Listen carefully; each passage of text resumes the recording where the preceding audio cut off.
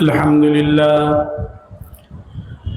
لله نحمده ونستعينه ونستغفره ونؤمن به ونتوكل عليه ونعوذ بالله من شرور أنفسنا ومن سيئات أعمالنا من يهده الله فلا مضل له ومن يضلله فلا هادي له وأشهد أن لا إله إلا الله وحده لا شريك له وأشهد أن سيدنا وشفيعنا وحبيبنا ومولانا محمدا عبده ورسوله أما بعد فقد قال الله تبارك وتعالى في كتابه العظيم والفرقان الحميد أعوذ بالله من الشيطان الرجيم بسم الله الرحمن الرحيم وما أرسلناك إلا رحمة للعالمين وقال تعالى لقد كان لكم في رسول الله أسوة حسنة صدق الله العظيم وقال النبي صلى الله تعالى عليه وسلم إنما بعثت لأتمم مكارم الأخلاق أو كما قال عليه الصلاة والسلام وعلى آله وصحبه أجمعين۔ آج کے اس دینی روحانی پروگرام کے صدر عالی قدر کاروان ملت اسلامیہ کے قافلہ سالار امیر ملت موقر محتمم دارالعلوم دیوبند و اکابرین عظام، معزز سامعین، بزرگوں، دوستوں، دینی بھائیوں اور عزیز بچوں، ہمارے لیے بڑی خوشی اور سعادت کی بات ہے کہ اس وقت ہم سیرت پروگرام کا حصہ بنے ہوئے ہیں۔ سرور کائنات فخر موجودات صلی اللہ علیہ وسلم کا تذکرہ ہم سب کے لیے باعث سعادت ہی نہیں بلکہ ہمارے ایمان کی بقا کا ذریعہ ہے۔ یہ پروگرام کیوں منعقد کیا جا رہا ہے؟ اس کانفرنس کو آپ عام کانفرنس نہ سمجھیں۔ دنیا میں نہ جانے روزانہ ہزاروں اسٹیج سجائے جاتے ہیں، بڑے بڑے لیڈروں کی تقریریں ہوتی ہیں، لیکن یاد رکھیے آپ جس سعادت بھری کانفرنس میں شرکت کر رہے ہیں، یہ شرکت آپ کے لیے آخرت میں نجات کا ذریعہ بن سکتی ہے۔ اس لیے آپ حضرات کو اللہ رب العزت کا شکر ادا کرنا چاہیے۔ یہ کانفرنس اس لیے منعقد کی جاتی ہے تاکہ ہمارے دلوں میں، ہماری نسلوں کے دلوں میں، ہمارے نوجوانوں کے دلوں میں آقا سرور کائنات فخر موجودات صلی اللہ علیہ وسلم کی محبت کے جذبے کو اور زیادہ ابھارا جائے۔ یاد رکھیے آقا کی محبت یہ ہر مسلمان کی ضرورت ہے۔ ایک آدمی بہت اچھے اعمال کرتا ہے، غریبوں کی سیوا کرتا ہے، خوب نمازیں پڑھتا ہے، لیکن اگر اس کے سینے میں سرور کائنات صلی اللہ علیہ وسلم کی محبت نہیں ہے تو وہ کسی اور کا سینہ ہو سکتا ہے، ایمان والے کا سینہ ہرگز نہیں ہو سکتا۔ تو یہ کانفرنس اس لیے منعقد کی جا رہی ہے تاکہ ہمارے سینوں میں آقا سے محبت کا وہ جذبہ بیدار ہو جائے۔ اور یاد رکھیے رسول اللہ صلی اللہ علیہ وسلم کی محبت ہمارے ایمان کا حصہ ہے۔ آپ کی محبت فرض ہے۔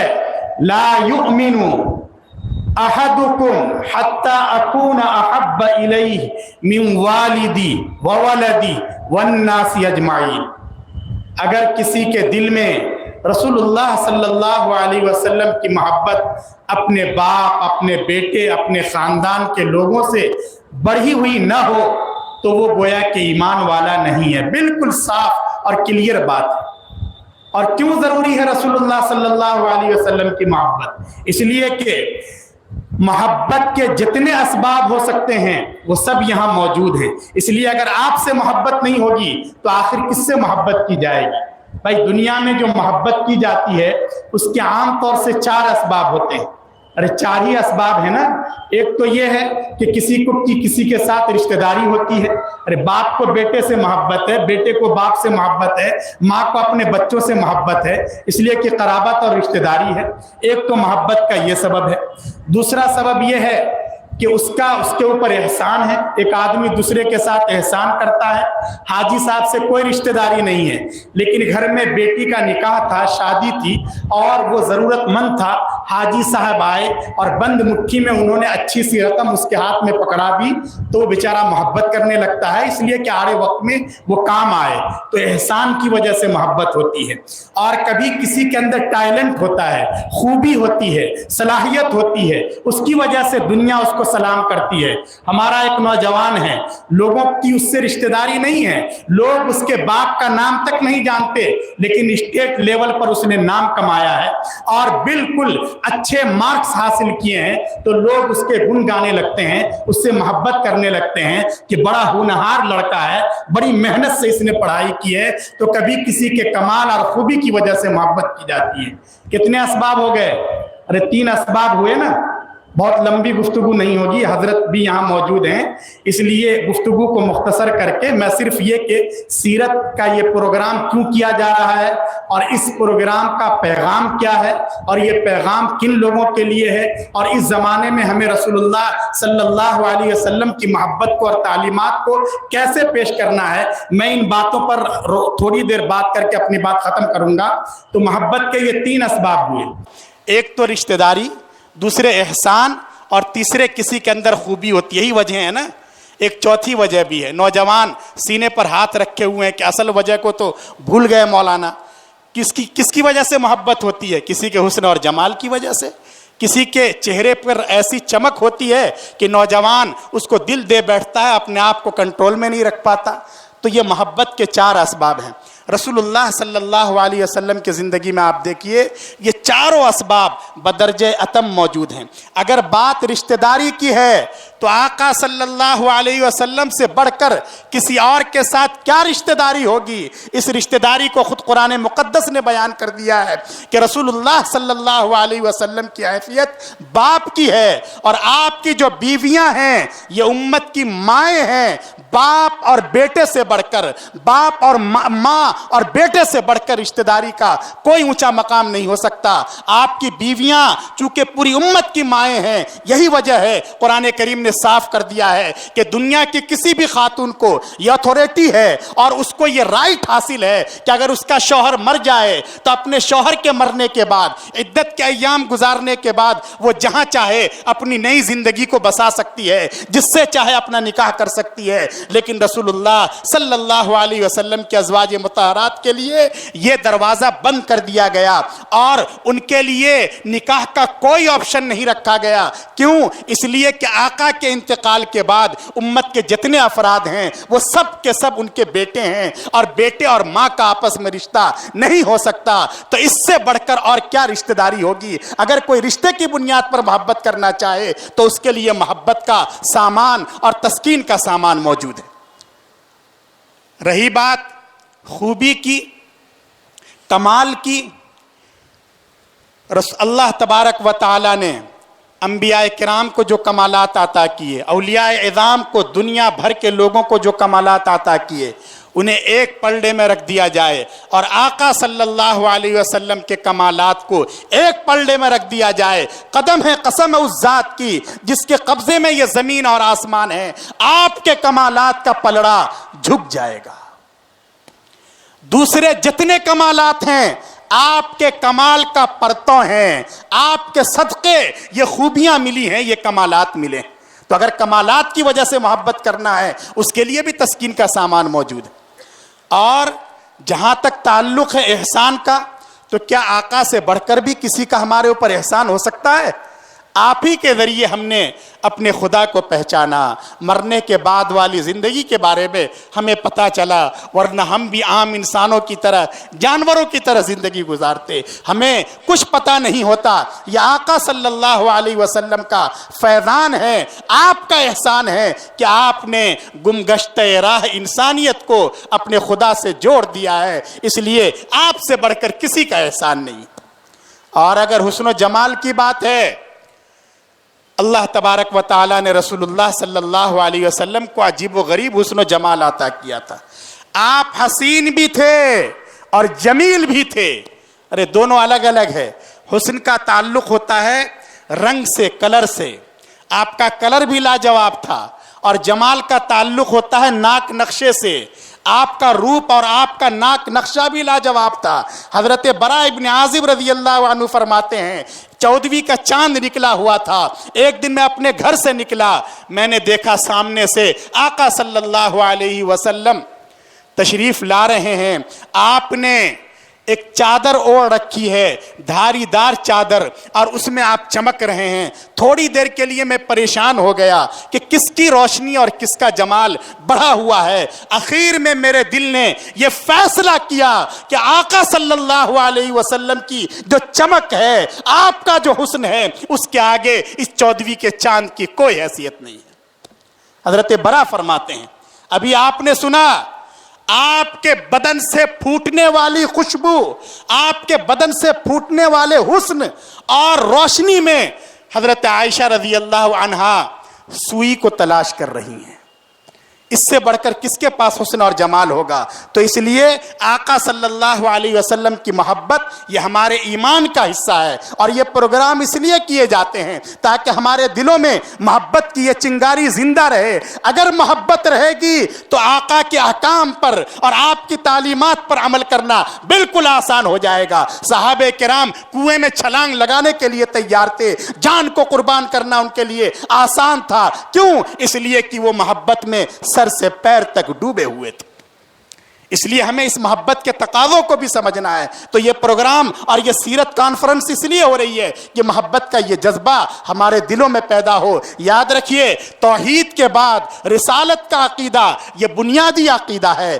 رسالت کے عقیدے میں باتیں بالکل واضح ہیں کہ رسول اللہ صلی اللہ علیہ وسلم اللہ کے رسول ہیں، اللہ کے رسول ہی نہیں آخری رسول ہیں۔ اگر آپ کے بعد کوئی نبوت کا دعویٰ کرتا ہے تو اس دھرتی پر، اس آکاش کے نیچے دنیا کا سب سے بڑا جھوٹا اور مکار انسان ہے۔ یہ ہمیں عقیدہ اپنے بچوں کو سمجھانا ہے، اپنی نسلوں کو سمجھانا ہے۔ اس لیے یہ سیرت پیغام اور سیرت کی کانفرنس منعقد ہوتی ہے۔ آپ کی محبت اور آپ کی عظمت دلوں میں اس طرح جم جائے کہ پھر اس کے سامنے دنیا کا کوئی مکار انسان، کوئی شکیل ابن حنیف اور کوئی مہدیت کا دعویٰ کرنے والا اور کوئی نبوت کا دعویٰ کرنے والا تھوڑی دیر کے لیے بھی نہ ٹھہر سکے۔ یہ اسی وقت ہوگا جب ہمارے بچوں کے دلوں میں شروع ہی سے رسول اللہ صلی اللہ علیہ وسلم کے محبت کی خوب اچھی طرح تخم ریزی کر دی جائے۔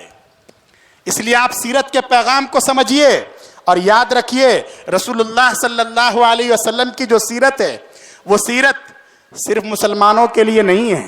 ہم یہ نہ سمجھیں کہ یہ جمعیت علماء ہند کی طرف سے یہ پروگرام ہے تو صرف مسلمانوں کے لیے ہے، نہیں۔ ایک عجیب لطف کی بات یہ ہے کہ مسلمانوں کا یہ جو دعویٰ ہے کہ رسول اللہ صلی اللہ علیہ وسلم پوری انسانیت کے لیے رسول اور پیغمبر بنا کر بھیجے گئے، ارے ہے نا ہمارا یہ ایمان، ہمارا یہ عقیدہ ہے نا۔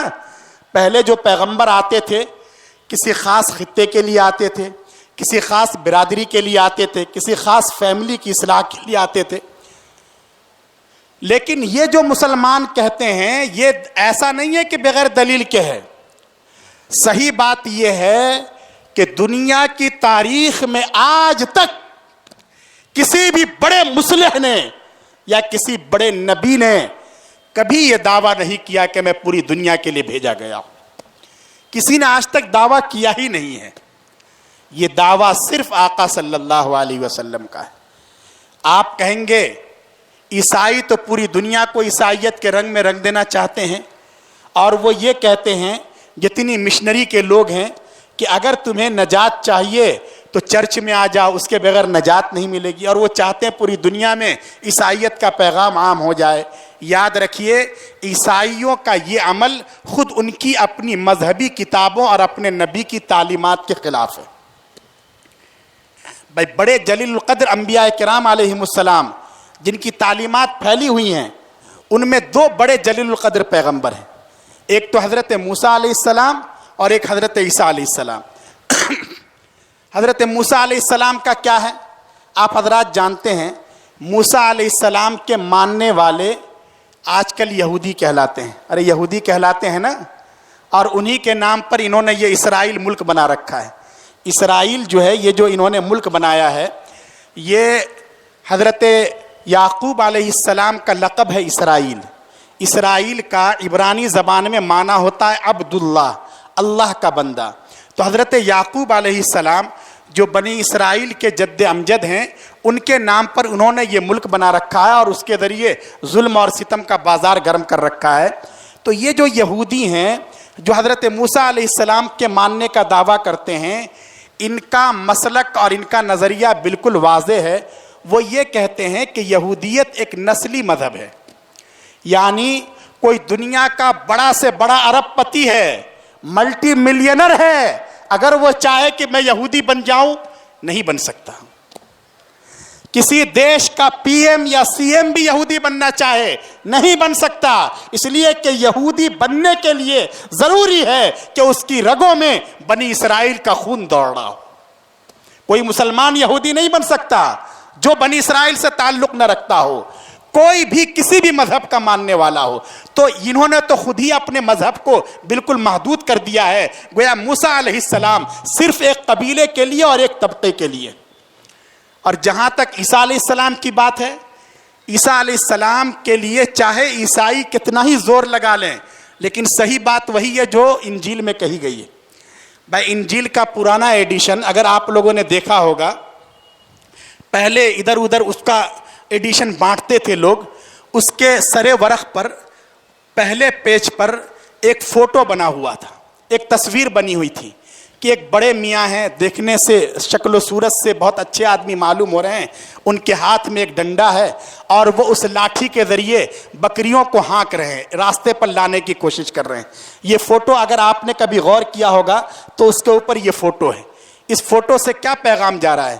اصل میں انجیل کے اندر ہی حضرت عیسیٰ علیہ السلام کو یہ کہا گیا ہے، عیسیٰ علیہ السلام خود یہ کہہ رہے ہیں کہ مجھے اس لیے بھیجا گیا ہے تاکہ میں بنی اسرائیل کی جو بکریاں ادھر ادھر بھٹک گئی ہیں میں انہیں صحیح راستے پر لاؤں۔ گویا عیسیٰ علیہ السلام نے خود یہ کہا ہے کہ میرا مقصد صرف بنی اسرائیل کی اصلاح ہے، میں پوری دنیا کی اصلاح کے لیے نہیں آیا ہوں۔ لیکن اس کے مقابلے میں صرف قرآن کریم نے یہ دعویٰ کیا ہے، آقا نے فرمایا قل یا ایھا الناس انی رسول اللہ الیکم جمیعا، آپ کہہ دیجئے لوگوں میں سب کے لیے پیغمبر بنا کر بھیجا گیا ہوں، چاہے وہ افریقہ میں ہو، چائنا میں ہو، صحرا میں ہو، سمندر میں ہو، کہیں بھی رہتا ہو، وہ میرے پیغام سے، میری دعوت سے فائدہ اٹھا کر اپنی دنیا بھی بنا سکتا ہے، آخرت بھی بنا سکتا ہے۔ اس لیے آج بھی پوری دنیا کے لیے نجات کا سامان صرف اور صرف محمد عربی صلی اللہ علیہ وسلم کا اتباع۔ اور یاد رکھیے آپ کی سیرت کے مخاطب سب لوگ ہیں، اور ایسا نہیں ہے کہ آپ کی سیرت ہم اس لیے سنتے ہیں تاکہ ہمارے اندر عبادت کا جذبہ آ جائے، اس کو بہت سمجھنے کی ضرورت ہے۔ رسول اللہ صلی اللہ علیہ وسلم نبی تھے، آپ نے صرف عبادت کے سلسلے میں انقلاب برپا نہیں کیا کہ لوگ بتوں کی پرستش کو چھوڑ کر ایک اللہ کے ماننے والے بن جائیں، بلکہ آپ پورا ایک مشن لے کر آئے تھے، پورا ایک ویژن تھا، آپ نے پورا ایک نظام زندگی لوگوں کو دیا ہے۔ اس لیے یاد رکھیے آج بھی اگر دنیا کو امن چاہیے، اس وقت دنیا کے جو سب سے بڑے مسئلے ہیں، جو سب سے اہم سمسیائیں ہیں، وہ دو ہیں۔ ارے دو ہی مسئلے ہیں نا اس وقت دنیا میں، ایک مسئلہ ہے اکنومی کا، معاش کا مسئلہ۔ ہر آدمی یہ کوشش کرتا ہے کہ میں اچھا سے اچھا کھاؤں, میرے لیے کمانے کے ذرائع اچھے ہوں, میرا بزنس خوب چمکے اور میں کسی کا محتاج نہ بنوں. حکومتیں اس کے لیے بجٹ پاس کرتی ہیں, اس کے لیے منصوبے بنائے جاتے ہیں, اور جو طاقتور حکومتیں ہیں وہ اپنے شہریوں کو مالدار رکھنے کے لیے اور ان کی حیثیت کو اونچا رکھنے کے لیے دوسرے ملکوں پر حملہ بھی کرتی ہیں. تو ایک تو مسئلہ روٹی کا ہے, پوری دنیا کے لیے یہ مسئلہ ہے نا سب سے عام. دوسرا اہم مسئلہ امن کا مسئلہ ہے, پیس کا مسئلہ. اس لیے آپ دیکھ رہے ہیں پوری دنیا میں حالات بالکل خراب ہیں. جو طاقتور ہیں وہ اپنے طاقت کے نشے میں اور فرعونیت ان کے دماغ میں گھسی ہوئی ہے, وہ کمزوروں کو دبانا اور کچل دینا چاہ رہے ہیں. یہ اس وقت دنیا کا سب سے بڑا مسئلہ ہے. یاد رکھیے ان دونوں مسئلوں کا حل اگر کہیں ہے تو صرف اور صرف آقا صلی اللہ علیہ وسلم کی سیرت طیبہ میں. اس لیے ہم پوری دنیا کے لوگوں سے ریکویسٹ کرتے ہیں کہ آپ آئیے اور آپ کے لیے نجات کا اور مکتی کا سامان یہاں موجود ہے, آپ اس سے فائدہ اٹھائیے. آقا صلی اللہ علیہ وسلم جب تشریف لائے ہیں تو آپ نے صرف عبادات کے اعتبار سے انقلاب برپا نہیں کیا کہ کچھ اچھے نماز پڑھنے والے, روزہ رکھنے والے, عبادت کرنے والے پیدا ہو گئے, بلکہ آپ نے معاشی اعتبار سے بھی انقلاب برپا کر دیا ہے. آپ کو اندازہ ہے جس وقت رسول اکرم صلی اللہ علیہ وسلم نے اس دعوت کے مشن کو شروع کیا ہے اس وقت مسلمانوں کی حالت کتنی خراب تھی. 2 وقت کی روٹی کے لیے بھی انہیں سنگھرش کرنا پڑتا تھا, فاقہ پہ فاقہ ہوتا تھا. کئی دن ایسے گزر جاتے تھے کہ چولہا جلانے کی نوبت نہیں آتی تھی. اتنی غربت تھی اور مال کی اتنی کمی تھی کہ اگر مہمان آ جائے تو اتنا کھانا نہیں ہوتا تھا کہ خود بھی کھائیں اور اس کا بھی پیٹ بھر جائے. بہانے سے اٹھ کر چراغ بجھا دیا کرتے تھے. کہیں سفر میں جا رہے ہیں, کسی مشن پہ جا رہے ہیں, ایک ایک کھجور کھا کر پورا دن گزارتے تھے. ارے یہ حالات سنے ہیں کہ نہیں آپ لوگوں نے سنے ہیں؟ کیسی غربت تھی, کیسا فقر تھا. لیکن رسول اللہ صلی اللہ علیہ وسلم کی سیرت کا یہ انقلاب دیکھیے, صرف 23 سال کے عرصے میں, بلکہ یہاں مدینہ منورہ آئے ہیں اور یہاں جب اسلامک اسٹیٹ قائم ہوا ہے تو 10-11 سال کے عرصے میں اتنا بڑا انقلاب آ گیا کہ بحرین کی دولت مسلمانوں کے قدموں میں آ کے پڑ گئی. مسلمانوں کے پاس اتنی فراوانی ہو گئی اور مسلمان مال کے اعتبار سے اتنے مالدار ہو گئے کہ انہیں ڈر ہونے لگا کہ کہیں ایسا تو نہیں کہ اللہ تعالیٰ نے آخرت کی نعمتیں ہمیں دنیا ہی میں دے دی ہیں. مالدار ہو گئے لوگ, سونے کے کنگن ان کے ہاتھوں میں آ گئے. اور ایک وقت ایسا آیا جب حضرت عمر فاروق رضی اللہ عنہ نے یہ کہا کہ جتنے بوڑھے ہیں جو کما نہیں سکتے ان سب کو گورنمنٹ کی طرف سے وظیفہ دیا جائے گا. قاضی ابو یوسف علیہ الرحمن نے کتاب الخراج میں یہ بات تفصیل سے لکھی ہے. چنانچہ اب جتنے مسلمان ہیں سب کو سرکاری خزانے سے پیسہ دیا جانے لگا.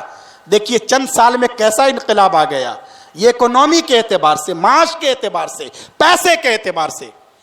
ایک دن حضرت عمر رضی اللہ عنہ مسجد میں بیٹھے ہوئے تھے. انہوں نے دیکھا کہ ایک بوڑھا آدمی مسجد کے گیٹ کے باہر کھڑے ہو کر بھیک مانگ رہا ہے. حضرت عمر رضی اللہ عنہ کو بہت غصہ آیا, جلال آیا, اور ایک آدمی کو بھیجا کہ جا اس کو پکڑ کے لاؤ. جب میں نے یہ کہہ دیا ہے کہ سارے غریب بوڑھوں کو حکومت وظیفہ دے گی, پھر یہ بوڑھا کیوں مانگ رہا ہے, ہاتھ کیوں پھیلا رہا ہے؟ وہ صاحب گئے, آ کر انہوں نے بتایا کہ حضرت آپ کا جو حکم ہے وہ مسلمانوں کے لیے ہے نا, مسلمانوں میں جو بوڑھے ہیں ان کے لیے ہیں. یہ آدمی جو گیٹ کے باہر کھڑے ہو کر بھیک مانگ رہا ہے یہ مسلمان نہیں ہے, یہ ایک یہودی ہے, اور اس کے بیٹے نے اس کو اپنے گھر سے باہر کر دیا ہے.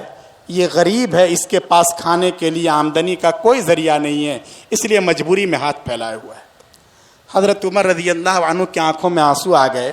انہوں نے کہا کہ یہ بوڑھا جب جوان تھا تو ہمیں ٹیکس دیتا تھا, اور انہوں نے فوراً نیا آرڈیننس جاری کیا اور کہا کہ بوڑھا کوئی بھی ہو، چاہے وہ کسی بھی دھرم اور مذہب کا ماننے والا ہو، اسلامی حکومت اپنے خزانے سے اس کو وظیفہ دے گی اور اس کا خرچ اٹھائے گی۔ اس دن سے انہوں نے نیا آرڈیننس جاری کر دیا۔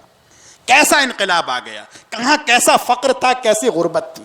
اور جہاں تک تعلق ہے امن کا، رسول اللہ صلی اللہ علیہ وسلم جب تشریف لائے تھے تو آپ حضرات نے سنا ہوگا کہ لوٹ مار کا ماحول تھا، کسی کی عزت محفوظ نہیں تھی، قتل و غارت گری کا بازار گرم تھا، لوگ کسی کی جان لینے کو بالکل معمولی بات سمجھا کرتے تھے۔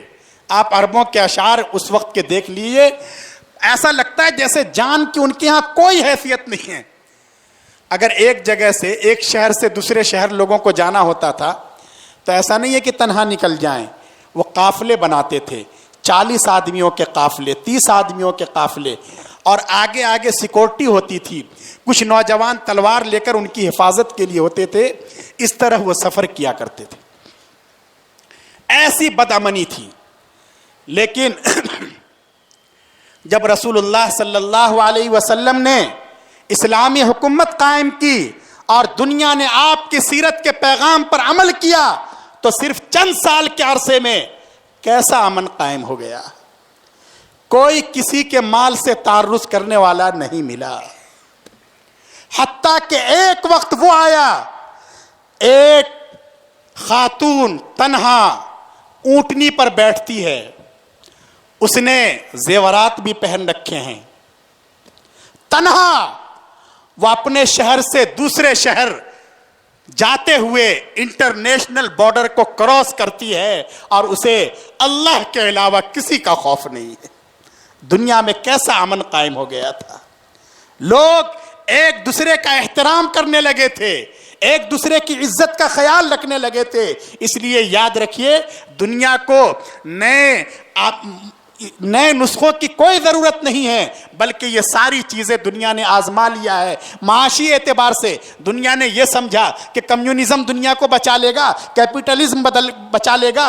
کمیونزم بھی تباہ ہو چکا اور کیپٹلزم بھی آخری سانس لے رہا ہے۔ اگر دنیا کو مالی اعتبار سے کوئی سسٹم بچا سکتا ہے تو وہ صرف اور صرف آقا صلی اللہ علیہ وسلم کا بتایا ہوا طریقہ ہے، جس میں زکوٰۃ کا نظام ہے، صلہ رحمی ہے، رشتہ داروں کے حقوق کی ادائیگی ہے، مالوں کے سلسلے میں اللہ کا خوف ہے، حلال کی اور حرام کی تمیز ہے۔ اگر اس نظام کو نافذ کر دیا جائے تو پوری دنیا میں مالی اعتبار سے بھی استحکام آئے گا اور امن بھی لوگوں کو ملے گا، خوف کا ماحول ختم ہوگا۔ اس لیے یاد رکھیے، آقا صلی اللہ علیہ وسلم کی سیرت صرف مسلمانوں کے لیے نہیں بلکہ پوری دنیا کے لیے ہے۔ اس لیے میں نے جو آیت کریمہ آپ کے سامنے پڑھی ہے، اس آیت میں اللہ تبارک و تعالیٰ نے کہا وَمَا أَرْسَلْنَاكَ إِلَّا رَحْمَةً لِّلْعَالَمِينَ، کہ ہم نے آپ کو سارے جہانوں کے لیے رحمت بنا کر بھیجا ہے، صرف عربوں کے لیے نہیں، صرف مسلمانوں کے لیے نہیں، ایک خاص طبقے کے لیے نہیں، ایک خاص برادری کے لیے نہیں، بلکہ سارے جہانوں کے لیے۔ آپ اس آیت کو سمجھنے کی کوشش کیجئے، قرآن کریم کے پیغام کو سمجھیے۔ یہ قرآن کریم ہمارے پاس امانت ہے، اگر ہم سمجھیں گے تب تو دنیا تک پہنچا سکیں گے۔ اللہ نے فرمایا ہم نے آپ کو سارے جہانوں کے لیے، یہ نہیں کہا کہ ہم نے آپ کو مسلمانوں کے لیے رحمت بنا کر بھیجا۔ چنانچہ رسول اللہ صلی اللہ علیہ وسلم صرف مسلمانوں کے لیے نہیں بلکہ کافروں کے لیے بھی رحمت تھے۔ کیسے؟ دیکھیے، عام ضابطہ یہ ہے کہ جب اللہ کے رسول کی نافرمانی ہوتی ہے تو اللہ نافرمانوں کو مٹا دیتا ہے۔ اللہ کے رسول صلی اللہ علیہ وسلم کے ساتھ آپ کے زمانے کے کافروں نے گستاخیاں کی، آپ کے قلب کو چھلنی کر دیا، وہ اس لائق تھے کہ زمین پھٹ جاتی اور وہ سب کے سب اس میں تہس نہس کر دیے جاتے، لیکن پھر بھی اللہ نے ان پر عذاب نازل نہیں کیا۔ اللہ نے اس کی وجہ بتلائی، وَمَا كَانَ اللَّهُ لِيُعَذِّبَهُمْ وَأَنْتَ فِيهِمْ، میرے محبوب چونکہ آپ موجود ہیں، آپ کی برکت سے ہم نے ان سے عذاب کو ٹال رکھا ہے۔ آپ صرف مسلمانوں کے لیے نہیں کافروں کے لیے رحمت بن کر آئے، آپ صرف آزادوں کے لیے نہیں غلاموں کے لیے رحمت بن کر آئے، مردوں کے لیے نہیں عورتوں کے لیے رحمت بن کر آئے. عورتوں کا کوئی حق نہیں تھا, بیوی گھر کی نوکرانی سمجھی جاتی تھی, سانپ اور اژدہے سے لوگوں نے تشبیہ دے رکھا تھا. آقا صلی اللہ علیہ وسلم نے پہلی مرتبہ یہ فرمایا ان لزوجک علیک حقا. لوگوں یاد رکھو, اس بیوی کی صرف ڈیوٹی نہیں ہے بلکہ اس کے رائٹس بھی ہیں, اس کے حقوق بھی ہے. اگر تم نے اس کے حق میں کوتاہی کی تو اللہ کے سامنے تم جواب دہی کے لیے تیار رہو. تو آپ عورتوں کے لیے رحمت بن کر آئے, اور آپ صرف انسانوں کے لیے نہیں, انسانوں کے بھی ہر طبقات کے لیے, مزدوروں کے لیے رحمت بن کر آئے. بھائی جو مزدور ہیں ہمیشہ ان کا استحصال کیا جاتا ہے. جو دبنگ قسم کے لوگ ہیں وہ ان سے کام لے لیتے ہیں, ان کی مزدوری نہیں دیتے. آپ نے فرمایا ایسا مت کرو, مزدوروں کی پیشانی کا پسینہ خشک ہونے سے پہلے پہلے ان کی مزدوری ادا کر دو. آپ مزدوروں کے لیے رحمت بن کر آئے, اور آپ انسانوں کے لیے ہی نہیں بلکہ آپ فرشتوں کے لیے رحمت بن کر آئے. آپ نے فرمایا دیکھو اگر تم مسجد میں جاتے ہو, بیڑی سگریٹ پی کے مت جایا کرو, تمباکو کھا کے مت جایا کرو, گٹکا کھا کے مت جایا کرو, پیاز اور لہسن کھا کے مت جایا کرو. کیوں؟ اس لیے کہ اس سے تمہارے منہ کی جو بدبو ہے اس سے وہاں جو رحمت کے فرشتے ہیں انہیں اذیت ہوتی ہے. تو آپ فرشتوں کے لیے رحمت بن کر آئے, فرشتوں ہی کے لیے نہیں بلکہ آپ جنات کے لیے رحمت بن کر آئے. آپ نے فرمایا کہ دیکھو یہ جو تم گوشت کھا کر ہڈیاں ادھر ادھر پھینک دیتے ہو, ان ہڈیوں پر گندگی مت لگاؤ. فَإِنَّهَا زَادُ إِخْوَانِكُم مِّنَ الْجِنِّ, اس لیے کہ ان ہڈیوں کو اللہ نے تمہارے بھائی جنات کی خوراک بنایا ہے. تو آپ جنات کے لیے رحمت بن کر آئے, اور جنات ہی کے لیے نہیں آپ چرندوں پرند کے لیے رحمت بن کر آئے. ایک سفر کے موقع پر آپ نے دیکھا صبح صبح ایک چڑیا پریشان ہے. آپ نے فرمایا من فجع الطیر, ارے ان پرندوں کو کس نے پریشان کر رکھا ہے؟ ایک صاحب نے بتلایا کہ فلاں صاحب نے اس کے چوزے اور انڈے اٹھا لیے. آپ نے فرمایا ردوہا الی وکرہا, نہیں یہ مناسب نہیں ہے, تم اس کے چوزے اس کے گھونسلے میں واپس جا کر رکھ دو. آپ پرندوں کے لیے رحمت بن کر آئے, پرندوں ہی کے لیے نہیں آپ جانوروں کے لیے رحمت بن کر آئے. مدینہ منورہ کے ایک محلے میں تشریف لے گئے, وہاں ایک اونٹ تھا. اس اونٹ نے آپ کو دیکھ کر اپنا سر آپ کے قدموں میں رکھ دیا. اس کی آنکھوں میں آنسو تھے, اس کا چہرہ اداس تھا.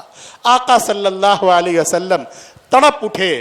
آپ نے فرمایا کون ہے اس اونٹ کا مالک؟ ایک صحابی آئے, انہوں نے کہا یا رسول اللہ یہ میرا اونٹ ہے, کیا حکم ہے؟ آپ نے فرمایا کہ دیکھو یہ اونٹ تمہاری شکایت کر رہا ہے کہ تم اس سے کام زیادہ لیتے ہو اور اس کو کم کھلاتے ہو. ان بے زبان جانوروں کے سلسلے میں اللہ سے ڈرو. آپ ان جانوروں کے لیے رحمت بن کر آئے. تو آپ انسانوں کے لیے, فرشتوں کے لیے, جنات کے لیے, چرند کے لیے, پرند کے لیے, سب کے لیے رحمت بن کر آئے. اس لیے قرآن کریم نے کہا وَمَا أَرْسَلْنَاكَ إِلَّا رَحْمَةً لِّلْعَالَمِينَ, ہم نے آپ کو سارے جہانوں کے لیے رحمت بنا کر بھیجا ہے. اس لیے آپ کی اسی صفت رحمت کو اس وقت عام کرنے کی ضرورت ہے. یاد رکھیے یہ دیش وہ دیش ہے کہ جہاں اسلام جو پھیلا ہے وہ گھوڑوں کی ٹاپوں سے نہیں پھیلا ہے, تلواروں کی جھنکار سے نہیں پھیلا ہے, بلکہ یہاں جو اسلام پھیلا ہے محبت سے پھیلا ہے, مانوتا اور انسانیت کے سبق سے پھیلا ہے. آج بھی ہمیں اس سبق کو دہرانے کی ضرورت ہے. اس دیش کے رہنے والے لوگ طاقتور تھے, غیرت مند تھے, انہیں تلواروں کے ذریعے ان کے دلوں کو نہیں خریدا جا سکتا تھا. یہ وہ لوگ تھے جو محبت کی طاقت کے آگے جھک گئے تھے. چنانچہ علی گڑھ مسلم یونیورسٹی میں ایک پروفیسر تھے, انہوں نے کتاب لکھی تھی دا لائف آف محمد. اس میں انہوں نے لکھا تھا کہ تنہا حضرت خواجہ معین الدین چشتی اجمیری رحمت اللہ علیہ کے ہاتھ پر اس ملک میں 90 لاکھ آدمیوں نے اسلام قبول کیا تھا. ارے کتنے لوگوں نے؟ 90 لاکھ آدمیوں نے. سن رہے ہیں نا, آواز تو جا رہی ہے نا ادھر. ایک انگریز پروفیسر نے لکھا, تو کیا حضرت خواجہ صاحب کے پاس کوئی طاقت تھی؟ ان کے پاس کوئی آرمی تھی؟ ان کے پاس کوئی لابی تھی؟ ہٹو بچوں کی آواز تھی؟ ارے خواجہ صاحب تو ایک درویش آدمی تھے، وہ اجمیر سے دلی اور دلی سے اجمیر آیا کرتے تھے، لیکن لوگ ان کے اخلاق کو دیکھ کر، ان کے کریکٹر کو دیکھ کر، ان کی محبت کے بول کو دیکھ کر، ان کی اسلامی تعلیمات پر عمل پیرا ہونے کے فوائد کو دیکھ کر لوگ اسلام کا کلمہ پڑھ لیا کرتے تھے۔ ہمیں بھی آج اسی کردار کو اپنانے کی ضرورت ہے۔ رسول اللہ صلی اللہ علیہ وسلم جب سب کے لیے رحمت ہیں تو ہمیں بھی بلا تفریق مذہب و ملت سب کے لیے کام کرنا ہے۔ آپ کا پیغام کیا ہے؟ آپ نے فرمایا کہ دیکھو، اگر تم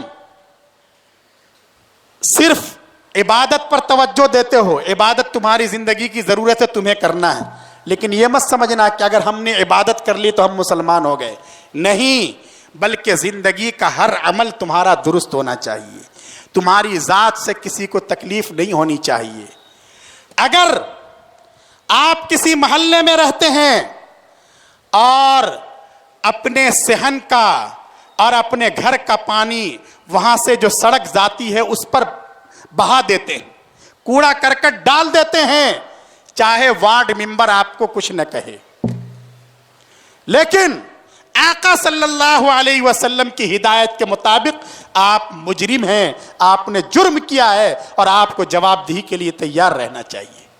المسلم من سلم المسلمون من لسانی و یدی، مسلمان وہ ہے جس کی زبان سے اور جس کے ہاتھ سے دوسرے مسلمان محفوظ رہیں، کسی کو تکلیف پہنچایا جائے وہ مسلمان ہو ہی نہیں سکتا۔ آقا کی یہ تعلیم ہے کہ دیکھو، اگر تم کسی محل میں رہتے ہو، بہت شاندار تم نے بنگلہ بنا رکھا ہے، ٹھیک ہے، تمہارے دسترخوان پر طرح طرح کی ڈشیں ہیں، انواع و اقسام کے کھانے ہیں، کھاؤ، اللہ کا شکر ادا کرو، لیکن یاد رکھو، اگر تمہارے اس محل کے برابر میں کسی غریب کی جھونپڑی ہے اور اس جھونپڑی میں رہنے والی غریب فیملی کا غریب بچہ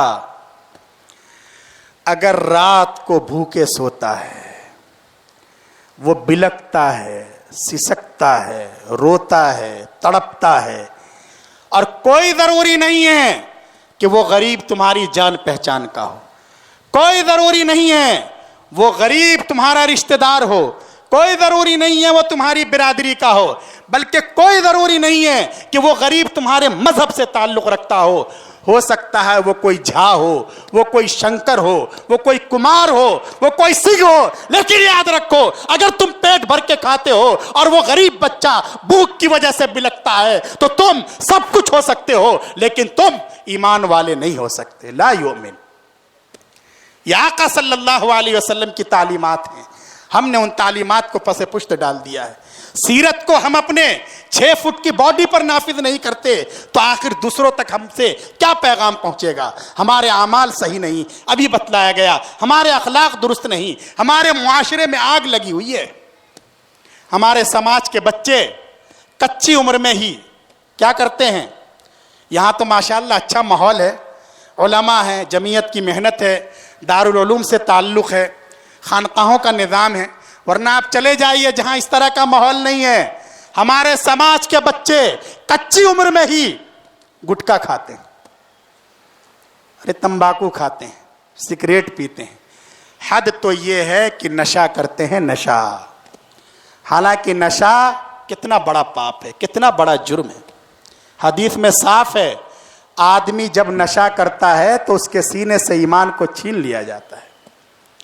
شراب ایسے ہی گھناؤنی چیز ہے جیسے پیشاب، کپڑے پر لگ جائے پیشاب، کپڑے کو پاک کرنا ہے، ایسے ہی شراب لگ جائے، الکحل لگ جائے تو اس کپڑے کو بھی دھونا اور صاف کرنا ضروری ہے۔ اتنی خراب چیز ہے، گناؤنی چیز ہے، جو اس وقت سروے آیا ہے، حضرت صدر محترم تذکرہ فرما رہے تھے، اس سروے میں عجیب بات یہ ہے کہ جتنے سائلنٹ شہر ہیں جہاں یہ سمجھا جاتا ہے کہ مسلمانوں میں ایجوکیشن کا گراف بہت اچھا ہے اور یہاں کے مسلمان بہت سنجیدہ ہیں، جیسے ساؤتھ کے شہر ہیں، بنگلور وغیرہ، صراحت کے ساتھ یہ ہے کہ وہاں کے مسلم لڑکے ہی نہیں بلکہ مسلم لڑکیوں میں بھی نشے کی لت انتہائی تشویشناک حد تک بڑھی ہوئی ہے۔ 2 سال پہلے بہار میں ایک تنظیم کو ایک پروگرام کرنا تھا، اسکول کا بہت بڑا گراؤنڈ تھا، اسکول کی انتظامیہ سے انہوں نے مانگا، کہا لے لیجیے آپ اپنا پروگرام کر لیجیے لیکن صفائی آپ کو کرنی۔ انہوں نے کہا ٹھیک ہے۔ ان کے والنٹیئر لگے، جیسے ماشاءاللہ یہاں جمعیت کے رضاکار ہیں، کارکنان ہیں، الحمدللہ پوری خدمت پورے حوصلے کے ساتھ لگے ہوئے ہیں۔ انہوں نے بتلایا بعد میں جو رضاکار نوجوان لگے تھے، حالانکہ وہاں جو کالج ہے اور جو اکیڈمی ہے پورا مینجمنٹ مسلمانوں کا ہے، آس پاس صرف مسلمانوں کی آبادی ہے، کوئی غیر مسلم نہیں ہے، کوئی نہیں ہے، لیکن انہوں نے بتلایا کہ وہاں ہم نے اس کچرے سے 2000 نشے کے انجیکشن برآمد کیے۔ مسلم تعلیمی ادارے کا یہ حال ہے، وہاں نشے کی یہ لت ہے، تو یاد رکھیے جب ہمارا سماج اس طرح برائی کی آخری حد تک پہنچ جائے گا تو اللہ کی رحمت کیسے نازل ہوگی۔ اس لیے یاد رکھیے احوال میں جو تبدیلی آتی ہے وہ حکومتوں کی تبدیلی سے نہیں بلکہ اعمال کی اصلاح سے، اس لیے ہمیں اپنے اعمال کی بھی اصلاح کی فکر کرنی ہے۔ آقا صلی اللہ علیہ وسلم کی تعلیمات کو عام کرنا ہے، ہمیں اپنے نوجوانوں کو نشے سے بھی روکنا ہے۔ جوا، سٹے بازی، یہ جو انکم کے سورسز ہیں اس کے بارے میں ایسا لگتا ہے کہ جیسے ہم بالکل آزاد ہیں۔ نوجوانوں یاد رکھو، ہم دوسرے سمودائے اور دوسری کمیونٹی کے ماننے والے لوگوں کی طرح نہیں ہیں، ہم آقا صلی اللہ علیہ وسلم کے غلام ہیں، ہم وہی کریں گے جس کی اجازت دی گئی ہے۔ ہم بلا وجہ بینک سے لون نہیں لیں گے کہ گورنمنٹ کی کرپا سمجھ کر 1% اور 2% کے لیے ہم بڑی بڑی لائنیں لگا دیتے ہیں۔ یہ ہم کیا کر رہے ہیں؟ ہم انشورنس کے غلط قسم کی پالیسیوں کے چکر میں پڑ جاتے ہیں۔ فکس ڈپوزٹ ہمارے یہاں عام ہو چکا ہے، حتیٰ کہ بہت سی بستیوں میں صورتحال اتنی خراب ہو گئی ہے کہ کمپنیوں کے ایجنٹ وہاں جاتے ہیں اور صرف خواتین کے نام پر، مہیلاؤں کے نام پر وہ سودی قرضے دیتے ہیں، اور ایسا لگتا ہے کہ ان خواتین کے باپ اور ان خواتین کے شوہر کی عقل پہ بھی پردہ پڑ گیا ہے۔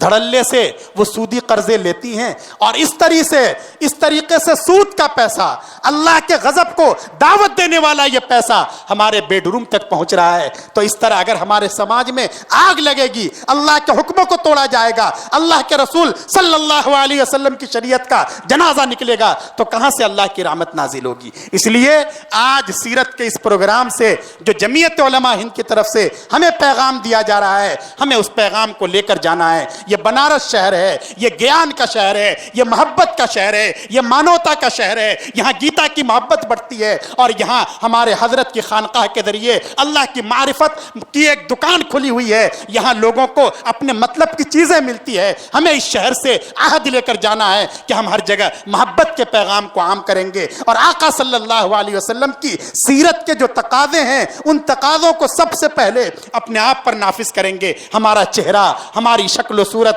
ہمارا اٹھنا، ہمارا بیٹھنا، یہ سب کچھ آقا صلی اللہ علیہ وسلم کی طرح ہوگا۔ المرء مع من احب، ارے حدیث سن رکھی ہے نا، انسان اسی کے ساتھ اٹھایا جائے گا جس کے ساتھ وہ محبت کرتا ہے۔